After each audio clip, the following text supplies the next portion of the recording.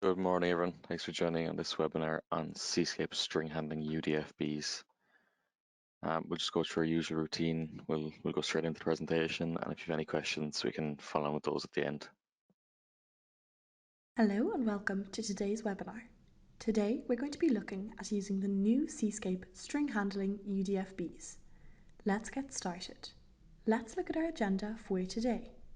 We'll look at what string handling is, we'll talk about the built-in function blocks that are in Cscape variable-based advanced ladder, and then we're going to talk about the new string handling user-defined function blocks, what functions are built in, and which ones we added through these UDFBs. There will be demonstrations throughout, and we'll finish with a Q&A session. String handling is the manipulation of string variables. String variables are based on ASCII, character-based communications.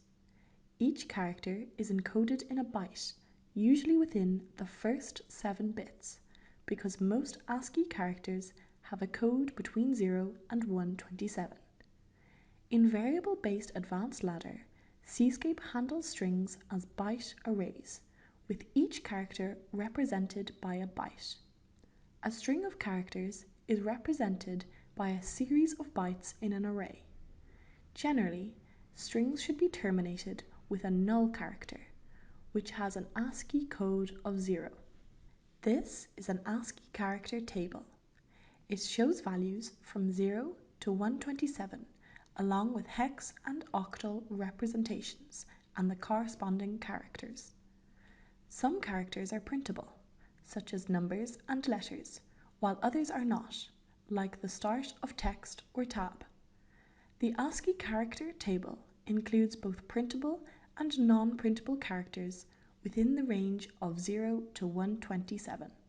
In industrial automation, strings find wide applications across various domains. Some notable examples include barcode applications, reading and writing RFID tags, card reading, printing applications, and satellite communications. Now we'll look at the built-in string functions in Cscape. One of the key functions we'll discuss is the string compare function found in Cscape. Its purpose is to compare two strings or their values to determine if they are equivalent. When a match is found, this function block will allow power to pass. Inputs for this function block can be either variables or fixed string values enclosed in single quotes. For example, by comparing the contents of a byte array, such as barcode manufacturer, with the string Acme manufacturing, we can check if these 8 characters match. If they do, the function block will pass power. This function proves useful when comparing strings received from barcodes, RFID readers, or serial communications, where specific character patterns are sought. It enables power flow and facilitates smooth processing. Next, we'll look at the built-in string move function, which is quite straightforward.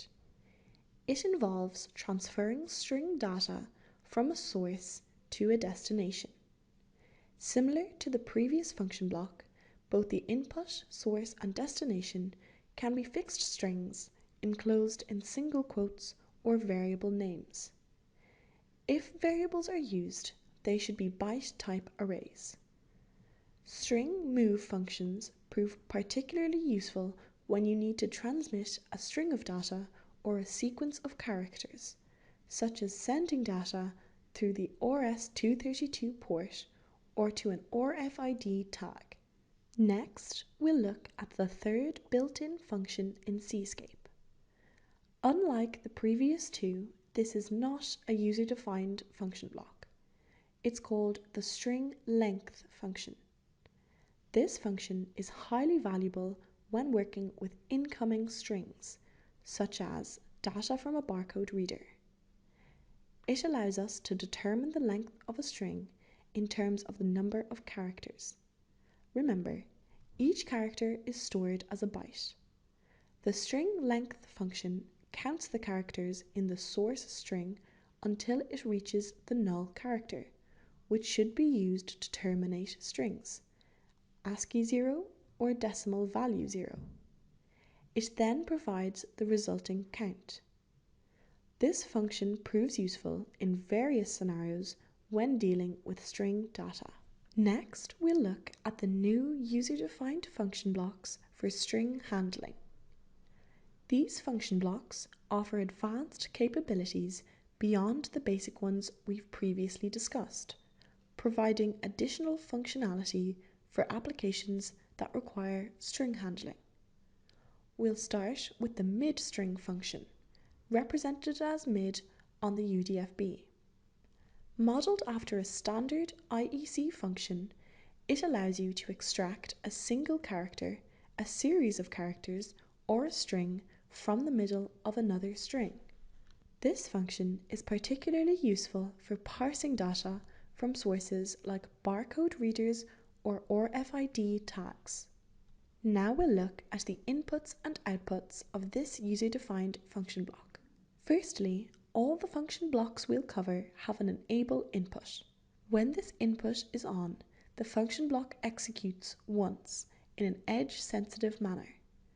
It won't execute again until the enable input transitions from low to high. The mid function block also has an input array input, representing the string or byte array storing the source variable from which you'll extract the desired string. The length parameter specifies the number of characters to extract, while the position parameter determines the starting position for extraction within the original string. Regarding outputs, the primary output is the output array, or the string generated by the mid-string function. Additionally, there is an indicator that activates if any input, output, or parameter exceeds 256 characters. It's important to note that all these function blocks support strings up to 256 characters. Now we'll demonstrate the mid-string function in action. Here's the input string that we'll be working with. By enabling the function block using the enable bit, we can extract a desired string segment. For example, if we want to extract a 6-character string starting at position 4, executing the function will generate a new string beginning with the character at position 4. If we want an 8-character string starting at the 2nd position, the mid-string function will create a new string beginning with the character at position 2. As you can see, the mid-string function provides highly useful for extracting specific data from an oncoming stream, such as from a barcode reader. Next, we'll look at the left string and the right string functions. These functions are quite self-explanatory and operate similarly to the mid-string function. While the mid-string function creates a string from the middle of a source string, the left string function generates a string starting from the leftmost portion of the source.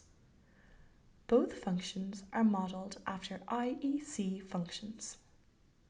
The inputs and outputs for the left string function are identical to those of the mid-string function. However, there is no need to specify a starting position for extracting the new string since it always starts from the far left. This simplifies the process of creating strings from the left portion of the source. Now we'll demonstrate the left string function in action. If we desire to extract the first 4 characters from a given string, we can execute the function and there we have A, B, C, D. Similarly, executing the function to retrieve the first 12 characters will yield the desired result. It's evident that utilizing these string handling functions significantly simplifies the process. Without these user-defined function blocks, manually achieving these results would require considerably more effort. Now we have the right string function, which is identical to the previous functions except it extracts the string data starting from the far right side of the source string. Other than that, all aspects remain the same. Now we'll see that in action. We'll navigate from left to right. If we want to extract just one character from the far right, we set the length to 1, execute the function block, and obtain the last character of the string. To extract the last 4 characters, we set the length to 4 and execute the function, resulting in the last 4 characters of the string. It's important to note that the function does not reverse the order of the characters. It maintains the original order. It simply selects the last 4 characters and creates a new output string accordingly. The mid, left, and right string functions are all highly useful for extracting and creating new strings from a source string. Now we look at the next function, the concatenate function. This function allows us to combine 2 existing strings into a single longer string. Similar to the IEC function called concatenate, we have a user-defined function block that achieves the same outcome. When examining the inputs and outputs of the concatenate function, besides the enable bit, we have 2 input arrays representing the strings to be combined into a single output array. It's important to note when referring to arrays, we are talking about arrays of bytes, which represent strings. Additionally, for all these function blocks, the output string is automatically terminated with a null character, which should always be used to properly terminate strings. In addition to providing the longer output string, the concatenate function block also returns an integer value indicating the length of the resulting string. For example, if you started with 6 characters and added 8 characters, the function block would inform you that the output is 14 characters long. Now we'll look at a few additional aspects. Firstly, we'll navigate to the concatenate section. Here we have our input strings, the first one being the same string we've been using throughout these demonstrations, and the second one consisting of just 3 characters. When we execute the concatenate function, we obtain a single string of 19 characters by combining the 16 characters from the first string with the 3 characters from the second string. The function also provides us with the length of the resulting string. By modifying the second string and performing another concatenate, we obtain a different set of characters with a different length, as the 2 strings have been slightly altered. The concatenate function proves useful in various cases, particularly when constructing outgoing strings. Lastly, we'll look at the find character function block, which is the last of the 5 new function blocks. This user-defined function block serves the purpose of searching within a string to find the first occurrence of a specific character. Its input parameters include the enable bit, the source string to search through, and the last position to be searched. For instance, if you have a 64 character string but only want to search within the first 8 characters, you would specify the last position as 8. Alternatively, you can set the last position to the maximum length of the string. Additionally, you specify the character to search for using its ASCII or decimal value. On the output side, the function block provides the position of the first instance where the character is found within the string. It's important to note that the position output is 1-based, meaning if the 5th character is the one you're searching for, the character position output will report a value of 5. An error code is also provided as part of the output. The find character function block is particularly useful when you're searching for specific characters, such as a start of text character or a carriage return, that signify important milestones within a string. Utilizing this function can assist in the logical operations necessary to accomplish your application's requirements. Now see the find character function block in action. Here we have a string that can contain up to 32 characters. Suppose we are searching for the character F within the string. Upon executing the function block, we receive the result of the 6th position, which indicates the first occurrence of the character within the string. Even if there were multiple instances of F, the result would still be 6, as we're interested in the first occurrence. Now we'll consider a scenario where we would search for a character only within the first 8 positions of the string. For example, we'll search the character K. If we perform the search, we obtain a result of -1. This indicates that the character K was not found within the first 8 positions. Also, if we extend the search to all 32 characters and repeat the same search, we receive a result of 11, indicating that the character K is found at the 11th position within the string. Now we'll look at importing the user-defined function blocks into our Cscape project. Each UDFB has its own CPU file.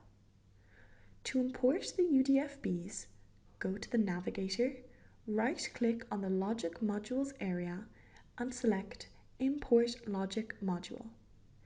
Then navigate to the folder. Typing in star.cpu will display the necessary files.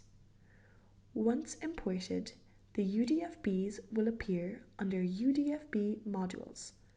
They can be added to the logic by dragging and dropping from the project toolbox, just like any other function block. Each instance of a UDFB can be given a unique name, allowing multiple instances of the same function block within the project. This flexibility is particularly useful in string handling applications where several instances of a function block may be required. To demonstrate what the imported UDFBs look like in a project, let's switch to a pre-built application. The UDFBs appear as regular function blocks with unique names. Multiple instances can be created and customized for different operations within the workflow of the application. That concludes our discussion on string handling UDFBs. Despite being considered somewhat old-fashioned, string handling remains a crucial programming function in machine control. While many opt for structured text or other text-based approaches, Cscape offers IEC options, which provide built-in string handling functions. However, for those who prefer variable base advanced ladder, our additional UDFBs offer a convenient solution. These functions complement the existing move, compare, and length functions, simplifying the programming process and enhancing efficiency. That concludes our webinar for today. Thank you so much for listening, and the Q&A session will begin shortly.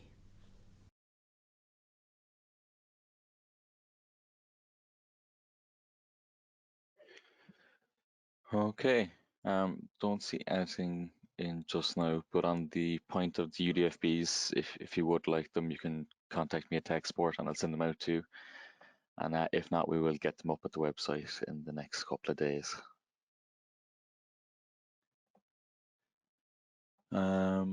Go back to my screen now and show you what's coming up. So we have building a scheduler using time and date compare functions next week. As usual, the registration is there and all past webinars are there to watch back on. Let's have one more check for any questions in. I'm not seeing anything. Okay, thank you all for joining us this morning. Hope to see you again next week. Have a good day.